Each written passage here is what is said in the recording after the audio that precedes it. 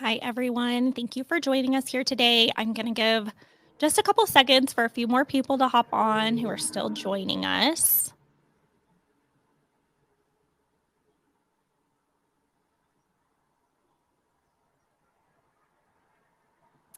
Okay, it looks like we've got a few more joining, so we'll go ahead and get started.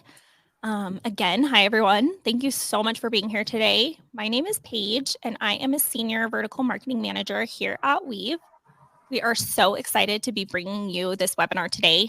We're going to be talking about using social media to drive revenue for your practice or clinic. As many of you guys already probably know, social media is king in today's society, and you don't have to be an expert to reap the benefits. During this conversation, we're going to share how you can use social media to drive awareness, increase appointments, and ultimately benefit your bottom line. Today, I get the pleasure of chatting with Amira Martin, LCSW, who is a mental health therapist, group private practice owner, and an adjunct professor with Columbia University School of Social Work. With over 20 years of experience, she is dedicated to creating safe and supportive therapy spaces. As a licensed healthcare practice consultant and founder of Amira for Her, a successful mental health company that was established in 2011, she has a proven track record of increasing revenue in healthcare practices. She also coaches therapists to help them run their own private practices successfully. We are very lucky to have her here with us today. Welcome, Amira.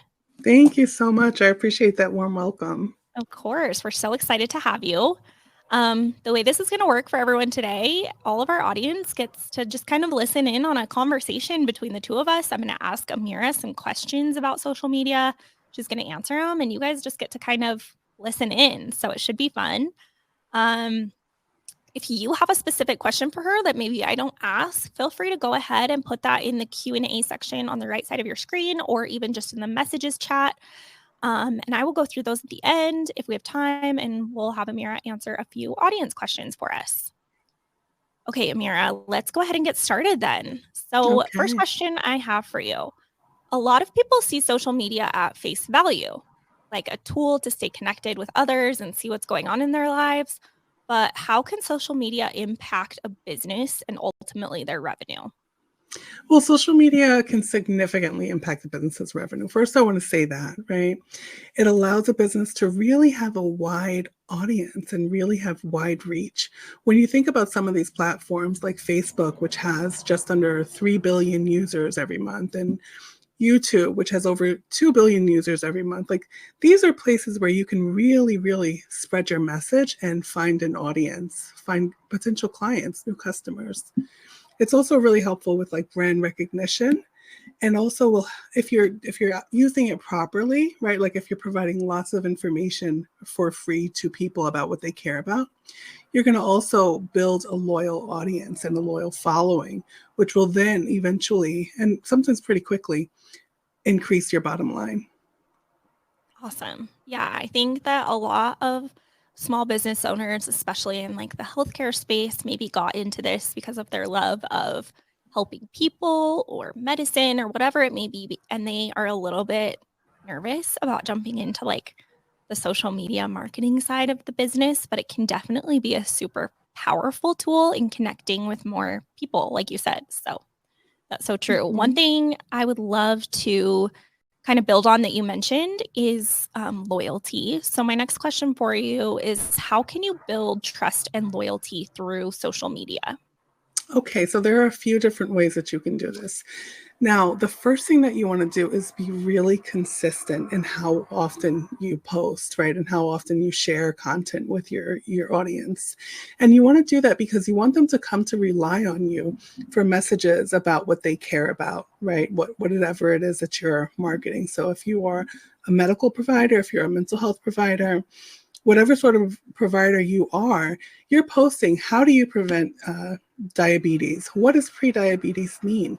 You're consistently engaging so that they're coming to see, I can get really good information from this person. The next thing you want to do is be authentic, right? So really be authentic in your interactions, right? You don't want to do things just because you see other people doing it, right? Even if it works for them. You want to be really, really focused on your business's values your business's culture. And sometimes you even want to give some behind the scene insights, right? Like, what is one of your providers planning to do at a workshop coming up this fall? Or what is the response been from one of your providers about dealing with a larger social issue that's coming up, right? So you want to be authentic, you want to be consistent, and you want to really tailor your message and your content to your audience. You want to think about, who is my ideal client and how can I serve them best? What do they need to know? What do they care about? How can I choose images that really speak to them? And what voice would I use to market in that's going to really speak to this ideal audience that I want to create this trusting and loyal relationship with?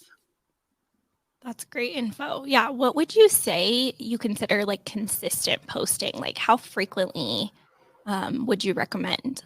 Yeah, so that's a really that really varies, right? So for some businesses, if they have a number of practitioners and they're willing and able to put some finances and some time into their social media as part of their marketing plan, then I would say think about every day to every other day. For a lot of businesses where it's just a few providers, maybe you have a practice of 4 to 6 providers, you're going to want to have something up at least once a week. And for even smaller businesses that may just be starting out and just learning how to navigate social media, learning how to use this tool to interact with customers, I would say honestly once a month, right? In the very beginning before you're able to put money into it. And the reason that that varies, right, is because more than anything, the people that you're reaching are going to be paying attention for.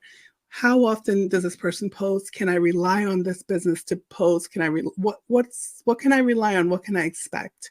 So you want to have some consistency to show people what they can expect going forward.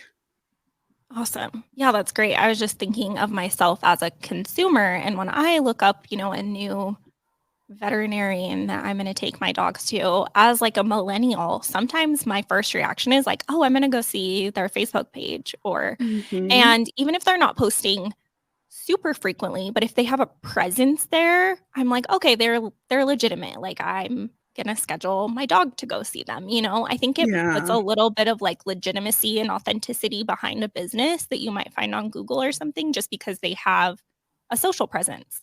I absolutely agree with you. I think it also kind of like lets you get a peek into who this person or who these providers are, right? If you're looking it up for, like you said, with your dog, you're thinking about, oh, look at all the, you might see some dog pictures. Like, look at these pictures. This person really cares about puppies. Like, I feel okay about bringing my dog here. Or you might see pictures of some of the providers, which can also make you feel more comfortable or just a little bit more connected. So it's absolutely key. Totally. Yeah. Yeah. Such great points. Okay. My next question for you is how do you identify your target audience on social media? And kind Mhm. of along with that, like what tools do you recommend or tactics can business owners utilize? Absolutely. So when you think about social media as part of your marketing plan, right, you ideally already have established like your sense of who your ideal client is. So you have that picture in mind. You know what their age range is, you know what the issues that they're going to come to you are. You want to write those things down and be really clear about, this is my target audience, right? So um, age, demographics, where do they live? Do they live in a certain community? Are they in a city? Are they urban folks? Are they country folks? Is there a particular demographic area that you're serving?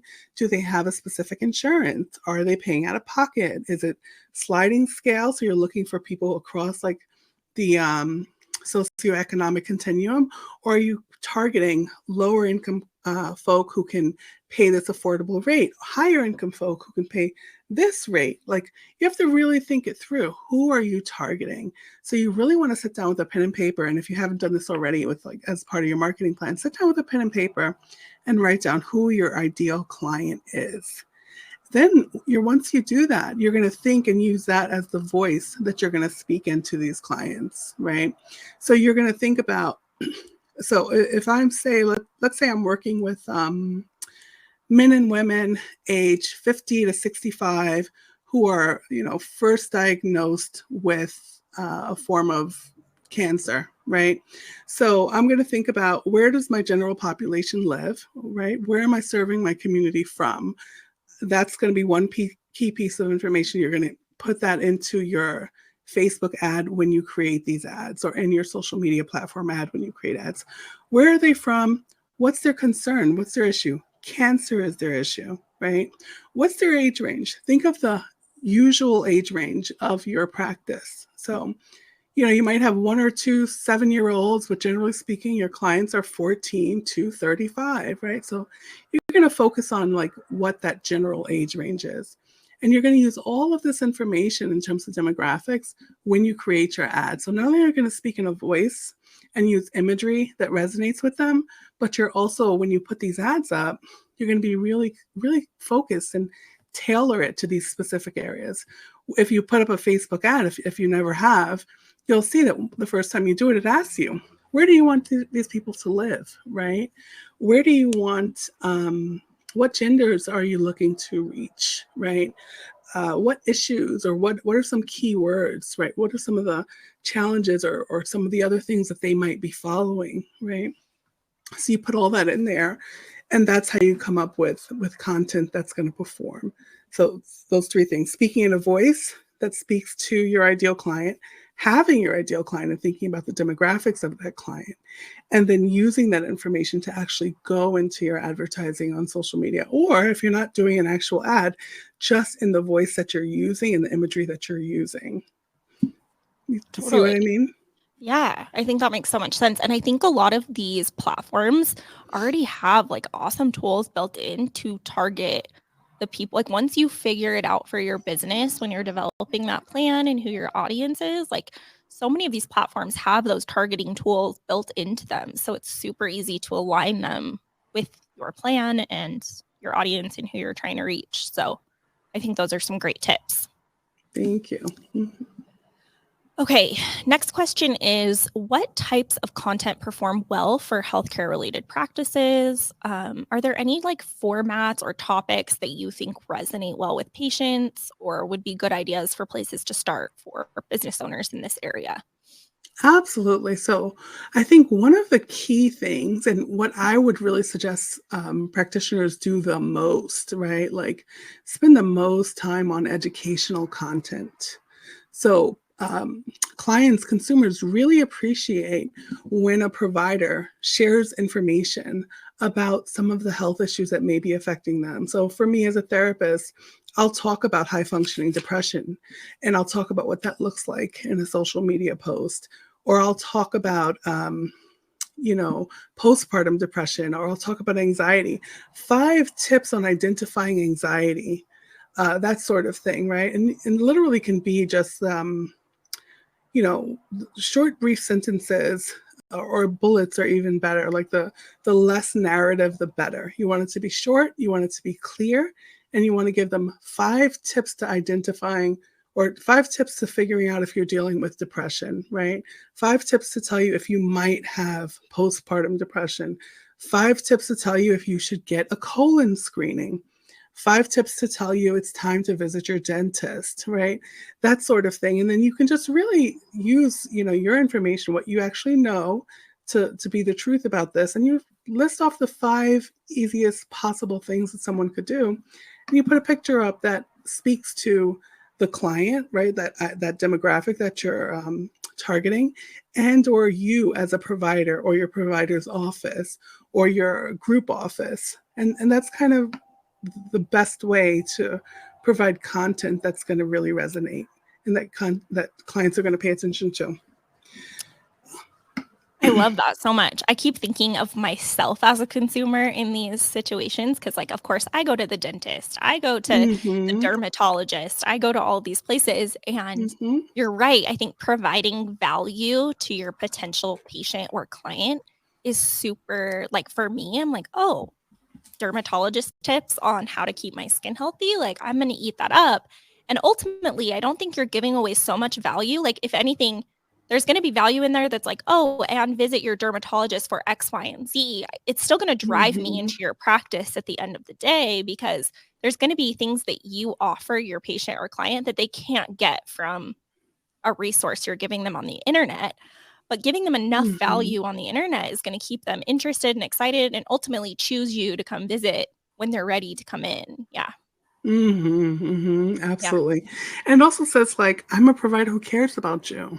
Like, "Here's Yes. information. I give a hoot," right? Like, "I actually care. I want you to have this information, and if you come to see me at some point, great, but take care of yourself," right? And that builds so much trust and loyalty, for Agreed. I think sure. that especially in the healthcare space, there's a lot of like, oh, is my dentist just trying to like get me to come into the office so they can tell me all the things that are wrong? But they don't really care about Mhm. what I'm doing when I'm at home for the 6 months in between my visits. So to know your dentist or, your provider cares about you and like your health is super valuable and it does keep me wanting to come back and seeing you. So yeah, Mhm, I think mhm. you're right. Great. Um, let's move into kind of the hot topic of money, revenue. Like, how can practices actually increase their bottom line through social media? Kind of what do you recommend there? Yeah. So first is like what we've kind of been talking about is creating your presence on those social media platforms, right? If you want to start with one, I would think about maybe depending on your demographic, if it's a 40 plus crowd you're looking for, Facebook. If it's a younger crowd, I'd think about Instagram, right? But those two are two very key places that you want to be seen. And of course, you want to think about being on LinkedIn, right? But choose one place, Facebook or Instagram, that you're going to get started, right? And then you're going to do things like posting the educational content. You're going to offer promotions. You're going to offer discounts, right? You're going to say, for the month of May, we're offering X service at this rate. The usual rate is this amount, but for May, for Mother's Day, we're having a promotion for women who want to come in for XYZ issue, right? Or for families who want to come in for XYZ issue in honor of Mother's Day, right? Think about some of the things that are happening larger in our world and tied to those. Awareness months are really good for that. And also just in general, right? Like, what is a service that you provide and that is something that people often seek out and need? So something that's like an easy thing for you to provide, an easy thing for your staff to provide, a quick thing that everybody needs, like a tooth cleaning, right? Everybody needs to come and get their teeth cleaned at least every 6 months, I think it is.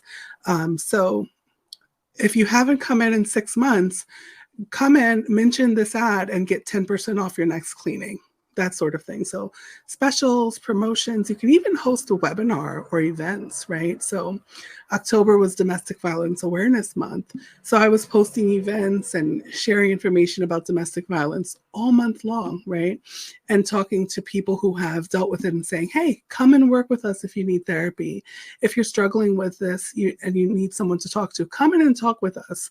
So I would share that, and also having online events, online webinars where people can just hop in on Facebook and engage you in a conversation, right? Like you have a specific topic or a focus that you're going to first talk about, and then they're going to be joining because they see it's a live event, and they're joining, and you're answering their questions. So it gives them contact with you, and also helps them to see and understand you as a person who can really help them deal with whatever that issue is that your webinar or event is about.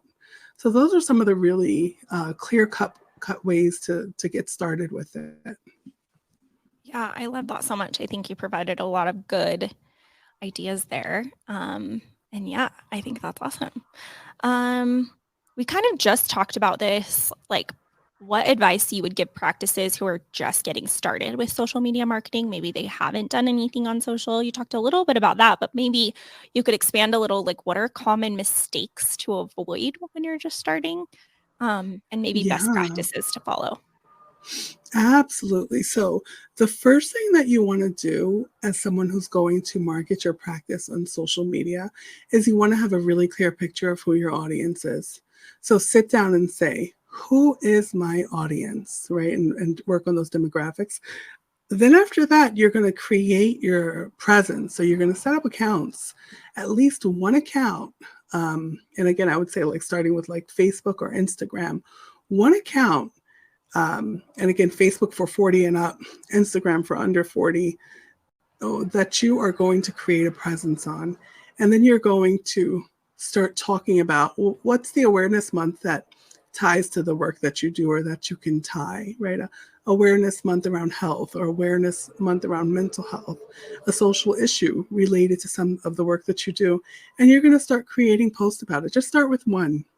Don't, people feel like, oh, I have to have everything ready, or I have to have the perfect professional photos. Yeah, you do want a professional picture up, but at the end of the day, you want to get started. So creating that social media account and creating that first post about the work that you're doing, right? That first educational content post. Now, other things to think about, you have to be wary of this. One is HIPAA law, right? So you obviously don't want to ever share, before and afters, or how they used your service. You don't want to violate people's privacy, right? Like with some of this stuff, you can, because the person has given permission and you have an attorney to review what's being shared. You think that through thoroughly, but as someone just starting off, I just wouldn't do that. I'd be really wary of posting any information about individual clients because of the law and because of safety, right? Then the next one is negative reviews or comments that can be damaging to you on social media. There are ways that you can have them like auto cleaned up within those social media sites. So like the other day, I had somebody on Facebook write something horrible on a post that we had put up, and they were like, oh, I'll never be talking to you, right? And it was, the ad was nothing negative in any way, but that was what somebody responded. And so luckily I had that bot set up where it just automatically cleaned it up, certain words, keywords, or if you are there, you decide the keywords, they'll automatically remove it. Or if people post links, right, they're trying to sell something on your social media platform, that can automatically be removed. So you want to be careful about what's there. You want to take a peek at it. You want to look at it. You don't want to just let it sit. And sometimes people really do there are people, unfortunately, who are bored or have had a hard time for whatever reason, and they'll be super negative, and it won't have anything to do with you. They're in another part of the country. They've never met you. They've never seen you, right? But they have something negative to say because whatever their issue is. So you want to pay attention to it. And if those opportunities are available for you to have the automatic cleanups, use them, right? And also just try to be just generally positive and engaging. You don't want to necessarily be super political in anything that you're saying. But at the end of the day, you want to think about your ideal client and where your audience is. So if your audience is in Louisiana, you're going to be thinking about what matters to the people of Louisiana, or what matters to the people in this particular city that I'm serving in Louisiana. And you're going to think about, you may be able to say something about like, we're going to be really careful around these sorts of issues, or something like that. If it's something that's come up all over the place and your clients are like, what do you think of this? Or why haven't you said anything? You just say, we really care about that, or something general, but you don't want to be political and you don't want to be negative. Those are two things to really try to shy away from overall.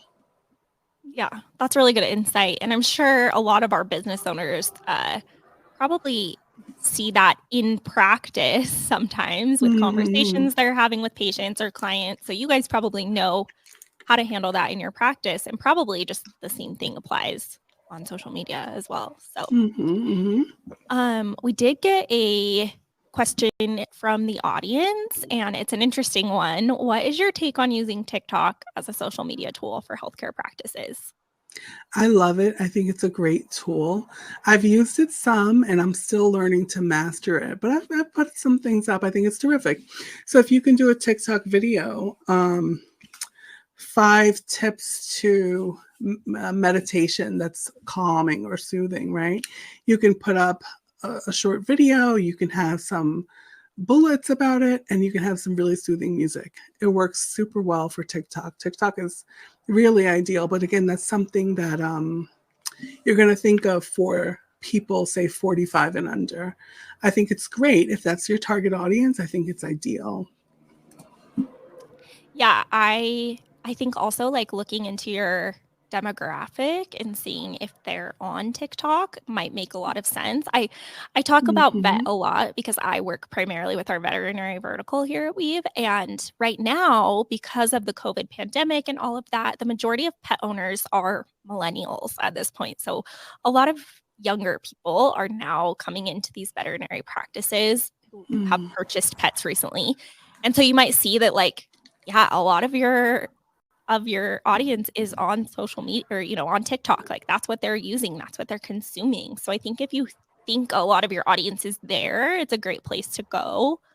Um, Yeah. I know I utilize it, and I've come across a lot of healthcare providers on there that are providing really good, valuable educational content, um, which is awesome. Mhm. So Absolutely.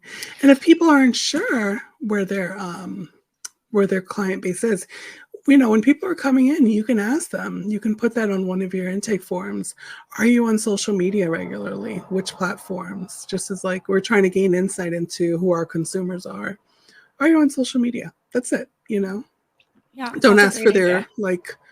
their name or anything on social media. Just that question. That's a great idea. Another question that came in is, what is your take on asking your patients to follow you on social media so you can follow them back? And like, how do you go about that? So I would not ever recommend that people ask their patients to follow them on social media.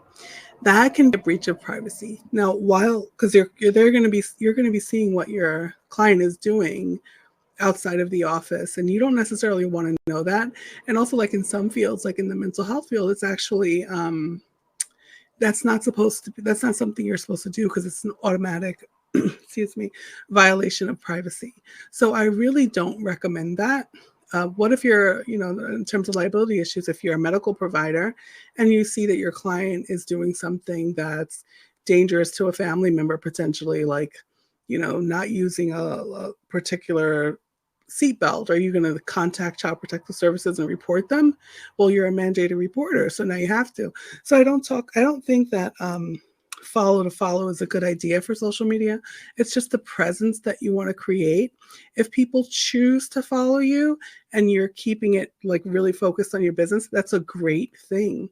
You can even let them know we have a social media page, but asking them to follow you or asking for them to allow you to follow them, I wouldn't necessarily push that. You just want to be a presence, just like when people want to Google a name of a provider or a name of a company, it comes up. Well, now they're typing that into Instagram, they're putting that in TikTok, they're putting that in Facebook. So you want to be a presence in that same way, an active presence. So I definitely don't recommend that. Good. Yeah, that's good insight. Something that I didn't think about that's probably really true. So, okay. Does anyone last call for questions again in the messages chat or Q&A? If you guys have any other questions, feel free to throw them in there. Give that just a minute.